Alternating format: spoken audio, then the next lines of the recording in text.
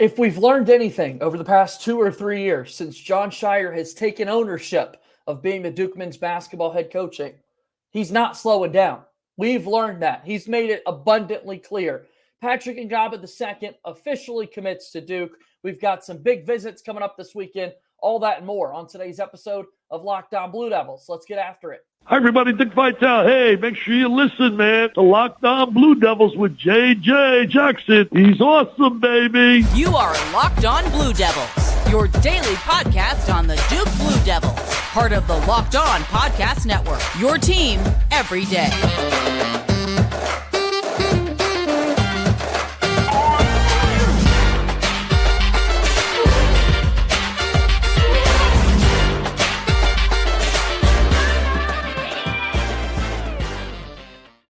Hello, everybody, and welcome into another episode of the Locked On Blue Devils podcast. My name is JJ Jackson. Excited to have you here with us on Thursday, November 9th, 2023. One day away from the second Duke men's basketball game of the season when they take on the Arizona Wildcats. Today, we're going to talk a little bit about the recruiting efforts of Jon Scheyer as of late. Some big news in the class of 2024 and 2025 that we'll get into with our good pal Pablo Cong from Durham and the 5 Point Play podcast. He'll join us here in just a little bit.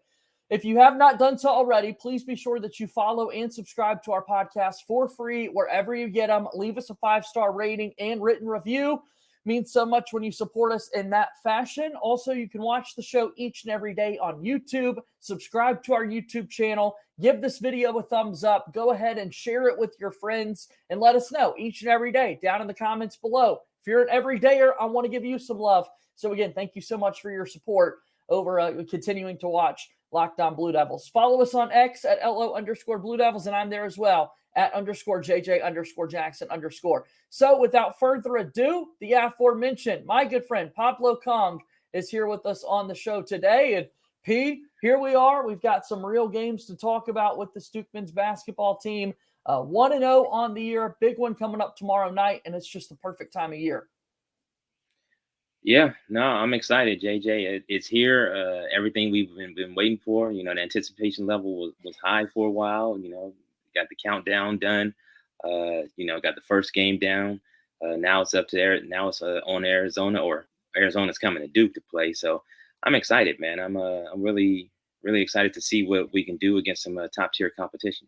Yeah, let's talk about the on-the-court product for Duke here in just a little bit. But as we were talking, this 2024 class keeps being put together, a commitment over the weekend, and then all of a sudden it's Monday and it's game day for this Duke team. And rightfully so, we focus on the now and the present. We'll talk about that team a little bit. But now we've had a couple of days to digest that Dartmouth game and get ready for Arizona. Got to celebrate what's to come for the Duke basketball team over this past weekend. On the 247 Sports YouTube feed, a live video of Patrick Ngongba II, who ultimately ended up announcing his commitment to play basketball for Duke, their 5th recruit in the class of 2024. What kind of a player is Duke getting in his commitment? Yeah, so with the Patrick Ngongba, Duke locked on to him, and I felt like once they locked on, it was over, with Jon Scheyer. But Patrick Ngongba, 6'10", big man, facing forward, really soft hands, can bang down low, really good jump shot, and just he's just improving every time I watch him play. He's just improving at everything he's doing. Good rebounder, good passer out of the post, a good passer from anywhere on the court too. So Duke is getting a player that will definitely play right away and has the potential to be very, very dominant. JJ. And looking at the front court as of late, Duke's had some premier kind of bigs out there on the defensive end of the floor in the last few seasons. When you talk about somebody like Derek Lively II, Mark Williams comes to mind in recent years. Do you think it's that type of rim protection that Ngongba brings to this Duke program? Well, it's not going to be that level of rim protection because, the guys that you mentioned, Lively and Mark Williams, were pretty elite. Yeah. Pretty elite. And not just that, they were a lot taller than him and arms maybe a little bit longer. And they were, a little more athletic and a little quicker than him. Not saying that, Ngongba can't get there, but he doesn't have the exact measurements that those guys have. So it's going to be a little different. But he's a better post defender as far as just like, using his body more than he is a shot blocker. So either way, we're getting a good one. And it all depends on who we put around him, and we'll be fine. We do have Cooper Flagg, coming from the weak side to block some shots too. So we'll be all right. Yeah, it's going to look pretty good. 5 commits now in that class for Duke in 2024. Yesterday started the early signing period across Division I athletics, and we saw a player like Cooper Flagg turn in his letter of intent to be a part of the Brotherhood, making this thing official, which is great. Once you get that signature, you feel way better about where you stand. It's a much bigger deal in football, Pablo, than it is in basketball, kind of those flips that you see from time to time out there in the recruiting surfaces. But if you could get all 5 of these NLIs turned in, who knows what's happening in the VJ Edgecombe and Dylan Harper sweepstakes out there with scholarships still remaining for this Duke recruiting class in 2024. But as a whole, what do you look at when you look at what Jon Scheyer's put together in this 2024 class? So it's pretty clear what he's doing. He's trying to assemble, a team full of wings, guys that can be playmakers, defenders, and guys who can shoot the ball, and really get to the rim. So, from Darren to Cooper, these guys all fit pretty much the same profile. Cooper's a little different, obviously, because he plays a little different, but he can do pretty much everything on the court, and everybody he's recruited so far is very, very versatile. So I think versatility is probably the name of the game for this class, JJ. You look at what this class is as a whole, obviously it's star-studded, it's loaded with premier talent, and as soon as that happens, people start to wonder, okay, you don't want to jump to insecurities, but hey, there's one basketball that we've got to share. Can it all fit together? On yesterday's show, Connor O'Neill drops by from the Devils Illustrated, as plugged in as they come in regards to what he's hearing around this basketball program. And the word out there is that this Duke basketball coaching staff feels really good about the 5 players that they currently have kind of in lockstep for this 2024 class. Do you believe that to be true? Should there be concern that maybe these commitments aren't as secure? Kind of where are you at in all of this, Pablo? Yeah, so I feel good about it, JJ. I think everybody that he's recruited, they all came in with the same idea, and I think the coaching staff has been upfront with them that it's going to be multiple guys probably playing the same position. So I don't really see a problem. And as far as like making it work on the court, I definitely don't see it being a problem, JJ. Because as we go along, and now we're year 2 with Scheyer, he's getting better. He's getting better as a coach, and like, when he's recruiting these guys, like I said, he's up front, he's honest, and he has his vision. Once he lays that out to them, it's up to them, to either commit to it or, commit somewhere else. So I think it's no punches being pulled. And I think everybody's on the same page, JJ, and I don't think we have anything to worry about. I don't see any decommitments coming on like how the rumors were. I think people just try to put things out there sometimes just to do it, maybe a little bit of haterade every now and then, but it is what it is. But I think we're fine. There is some other stuff that, I heard, I'll talk to you about that after this, but I think we're fine. Let's keep talking about this Duke basketball team. Some big official visits coming up for Duke this weekend. Twins are going to be in Durham. Got to talk about what that means and a whole lot more after we take our first break here on today's episode of Locked On Blue Devils. Locked On Blue Devils here today, brought to you by our friends over at Jace Medical. We spend a lot of time talking together, you and I. We get fired up on wins and losses, who starts, who sits, how good is this Duke team going to be, and I'm very thankful for the connection that we have. Today, I want our chat to be a little more personal. Whether you're on extended travel, bracing for major weather events, or limited yet by another supply shortage, you are covered, my friend. Thanks to our partners at Jace Medical, life-saving antibiotics and a long list of daily medications can be ordered in a 1-year supply. Even ED, like Viagra and other prescriptions, available. If you go online right now at jacemedical.com to receive your 12-month supply on your daily medication. Remember to use promo code LOCKEDON at checkout for a discount as well. A verified customer had this to say about Jace. Quote, I'm thankful for the service. Supply chain issues caused me to cut pills in half to have it. I ordered most of my daily meds with a year's supply. I also ordered the antibiotic kit. I feel secure now. Prices are lower than local pharmacies. I highly, highly recommend this for everyone. End quote. If you or someone you love would love to get some peace of mind by having a year's supply of any daily medication, go to jacemedical.com to see if it's offered for you. Remember to use promo code LOCKEDON, LOCKEDON, for $20 off your purchase. Jace Medical is a proud sponsor of Locked On Blue Devils. All right, let's keep it going. Good vibes happening here on Locked On Blue Devils today alongside my buddy Pablo Cong from Durham and the 5 Point Play podcast. How about the official visits coming up this weekend? We spent a lot of time already talking about the class of 2024. Let's make 2025 a great one as well. The Boozer twins set to take their official visit to Durham this week. Pablo, what can you tell us? Yeah, so I guess they're supposed to get to Durham either tomorrow or Friday, and they'll be in attendance of the Arizona game, and they'll be over there through the weekend for their official visit. Huge visit. It's as expected. We knew that they'll visit the school. I see a lot of things out there where, it said that, like they think that Miami's in the lead for this one and all that, but I don't buy that. I think it's Duke all the way, JJ. Just because of the lineage, father went there and everything. Everybody knows the story. John Shire, he's been locked in on the Boozer twins for a while. So it's good to have them. It's good to have them on campus. It's good for them to be there to see a game. And it's going to be interesting to see what happens. I think that recruitment is going to be pretty fluid. And we'll see what happens. I think overall, these guys will end up going to Duke. We talked about them being in the same class as Cooper Flagg before he reclassed a year early. AJ DeBonta was the number one player in 2026. He reclasses and takes over that number one spot in 2025. So you've got Cameron Boozer at number 2. And then his twin brother, Caden Boozer, is, according to On3 Sports, the number 16 player when you look at the composite high school rankings and the number 3 point guard in the class. So this is the 5 stars of 5 stars.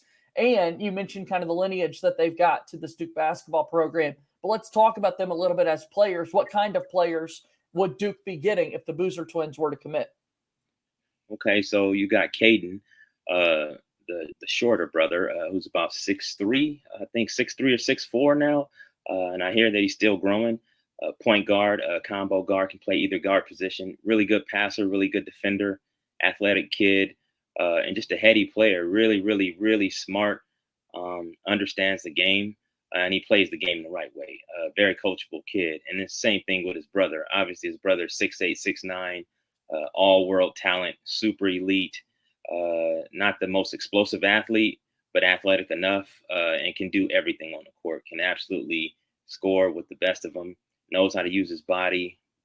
Both of the kids, they use both hands very well. You can tell that they've been developed very, very well by their father and trained by their father or whoever's training them has done a great job with those kids because they're very adept at using both hands, like I said, and just their skill and footwork for being that big is phenomenal. So with Cameron, you get a Pablo Banchero type of player, and it's going to be great if he comes to Duke. He'll have a hell of a time there, and not just that, he'll have a great career. So, yeah, that's what you get out of those 2 kids. Yeah, and getting to play together would be so special, I would imagine, for them, for Carlos, for the rest of the family, if they were able to kind of continue that Duke legacy. You got to feel good about Duke's chances, but again, nothing is a given in the world of recruiting. They have grown up for the majority of their life down in South Beach, in the Miami area, have already taken a couple of official visits. Kansas is in the running. Kentucky's up there as well, along with the Hurricanes. The 4th official visit taking place this weekend as the Boozer twins will be in Durham. I think John Shire is going to be ready for something like this. They're obviously going to be able to see an incredible atmosphere. It won't be their first trip to Cameron Indoor. These guys have been coming to the arena probably since they were very, very, very young kids, with their dad being a legend there for Duke. So really excited to see this official visit unfold. And if you want to start to talk about that 2025 class, you got to build around certain players to then start your recruiting efforts. And who better to do that than if you were able to land the Boozer twins? Yeah, no, I mean, you hit the nail on the head. I mean, those kids right there, they can spearhead, what could be a phenomenal class. And if we can get those kids, sky's the limit. I think we can possibly see another, 5 to 6 to possibly even 7-man class they're recruiting a bunch of other guys in that 2025 class. So it's going to be interesting to see what happens. Overall, I think we probably, we have the chance to end up with another number 1 class, and it's not going to be anything different for Duke. Business as usual. Yeah, this is what Jon Scheyer does. Duke is Duke. Exactly. Absolutely love that. So we'll hope that the official visit goes well. We'll see how quickly they want to make a decision. I'm sure they'll be able to speak a little bit more on it after the fact if they're trying to get this done pretty quickly or hold out and wait a little bit. Again, still a couple of years of high school ball left, being class of 2025 players right there. Cooper Flagg was in that class. He is no longer. He committed to Duke, and yesterday, of course, signed that letter of intent, officially becoming a Duke Blue Devil and a part of the Brotherhood. Did want to pass this along for people that currently right now on the On3 NIL valuation for Cooper Flagg, he is valued at $893,000, which is second right now among all high school basketball players, only behind Bryce James, whose dad is LeBron, well connected there. But the On3 NIL valuation is the industry's leading index that sets high school and college athletes' projected annual value. The NIL valuation does not act as a tracker of the value of NIL deals an athlete has completed to date. It rather signifies an athlete's value at a certain moment in time. So that's always interesting to me. We're still getting used to the NIL era of college athletics. But Pablo, we're talking about someone who's never played a basketball game at the D1 level, and his evaluation's coming back at $893K. Well done, Cooper Flagg. He's got the world in front of him. Yeah, no, that's phenomenal stuff. I think those guys at On3, they do a shout out to On3. They do a really good job of that stuff over there. So, Joe Tipton and those guys, tip my hat to those guys. But, yeah, like you said, it's crazy. The money that these kids are, valued at nowadays is crazy. And I think that, a guy like Cooper Flagg is probably worth everything, everything, that they think that he will be. So I think it's a good thing overall. And, hey, just think about all the money that, they'll make off of Cooper Flagg being on campus. Yeah. So, it's only right that he gets a piece of the pie. So I'm happy for him and anybody else and all these other kids that get paid. Very, very happy for him. Well worth it, that's for sure. All right, one more break. We'll talk a little bit about this year's squad and wrap up our conversation again with my pal Pablo Cong. Blue Devils. Locked On Blue Devils here today is brought to you by our friends over at Prize Picks. Prize Picks is the best, the largest daily fantasy sports platform in North America. Easiest and most exciting way to play DFS. It's you against the numbers. Instead of battling thousands of other players, including pros and sharks, you pick more than or less than on 2 to 6 player stat projections and start to watch those winnings roll in. All of a sudden, when you look at basketball season being here, you can now pick combo projections across football and basketball from a specials league. It's a league created specifically for combo projections that include 2 or more players from different sports and leagues. We give this example frequently, but you could have like LeBron James plus Travis Kelce at a value of 10.5 when you combine 3-point shots made and receptions on any given night. Prize Picks even offers a reboot policy so that your entries stay in play even if one of your players gets injured. For football and basketball games, if you have a player who exits the game in the first half and does not return in the second, that player is rebooted. Prize Picks is the only daily fantasy sports platform with an injury insurance policy. All of a sudden, you need to go to prizepicks.com/lockedoncollege and use code LockedOnCollege for a first deposit match up to $100. prizepicks.com/lockedoncollege, promo code LockedOnCollege for a first deposit match up to $100. Prize Picks, daily fantasy sports made easy. All right, let's wrap it up. JJ Jackson alongside my pal Pablo Cong from Ball Durham and the 5 Point Play podcast. Use this moment, if you will. Promote your work that's out there. What have you been working on? Where can people find all your stuff? Yeah, so Coach P. Cong on Twitter. You can catch me writing my articles for the Ball Durham and for the Medium. And you can catch me on the 5 Point Play podcast, where we do a bunch of different things, host Twitter spaces, and do a lot of different podcasts and videos. And so I'm working on a Duke and Arizona article right now. And then tomorrow, me and a couple of guys from the 5 Point Play podcast, we will be doing like a game breakdown type thing, like, something like that for the Duke and Arizona game tomorrow. So, yeah. Thank you. Yeah, be on the lookout for that. Go check it out. It's good stuff as always. So let's talk about it a little bit. Duke 1-0 to start the year, covered against Dartmouth, a dominant performance from start to finish. Kyle Filipowski leading the way once again for the Duke team, and all of the guards contributing. No Mark Mitchell, out with injury for the Duke team, but I walked away pretty impressed with what we saw in game one. What about you, Pablo? Yeah, so it's funny because I didn't catch the game on the day of the game, just due to me having to, go watch my daughter play volleyball. Shout out to my daughter, Mariah. I love you, baby. But I did get a chance to watch the game, and I was impressed with everything I saw. Everything I saw, Duke did a good job of, the competition level wasn't, where, where I would like it to be and for them to face. But, on Friday, they will be facing a, elite team. But what I saw, is I saw a very, very confident team, and I don't really see anybody being able to stop them per se. And I think that as long as we shore up a little bit of our defense, we should be okay. A couple guys might have struggled a little bit, and I know Jared McCain struggled a little bit. But guys like Caleb Foster came in, played really well. I just really see everything just so positive for this team, JJ. I think they have a very, very good chance to really make some real noise and potential to, win a championship if they just do everything they need to do.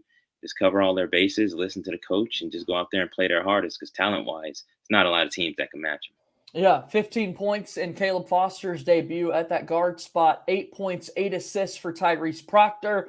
We saw that smooth jump shot already from Jared McCain. How about 10 points off the bench for Jalen Blakes and the tough defense he did? And then we're forgetting about the senior captain and all of this, and Jeremy Roach. Same as usual, great production, 6 of 10 from the floor, efficient day. I mean, that backcourt is loaded. We're hearing now the reports of Jaden Shute potentially redshirting this year because it is such a loaded backcourt for the Duke basketball team, and that's a good problem to have. It's so good to have so many different guards who can lead you night in and night out. And I think, Pablo, we're setting ourselves up for a season in which that leading scorer at the guard spot is just going to rotate. Different player every night out. Would you agree? Yeah, no, I agree with that. I mean, the balance that they have on this team is phenomenal, and as long as we do what we got to do and just keep playing like that, and just like you said, if it does rotate, the leading scorer rotate all year, I'm fine with that. You know what I mean? Because I know when it comes March time, we'll need all that. We'll need all the versatility that we could get. We'll need all the help that we can get. And, we got our closer. We got Mr. March, Jeremy Roach. So, yeah, we're going to be all right. Excited to see it all come together. Excited to see a big game tomorrow night, Friday night, as Duke takes on Arizona. ESPN2 is where you can check that game out to watch the Blue Devils. And then on Tuesday, another big one, heading to Chicago, Champions Classic, taking on Michigan State, who got upset. They lost to James Madison in overtime earlier in the week. That was surprising. Pablo, as always, it's good to see you, my friend. Glad to talk about some recruiting with you in this current Duke team. We'll have to do this again sometime soon, okay? Thank you for stopping by today.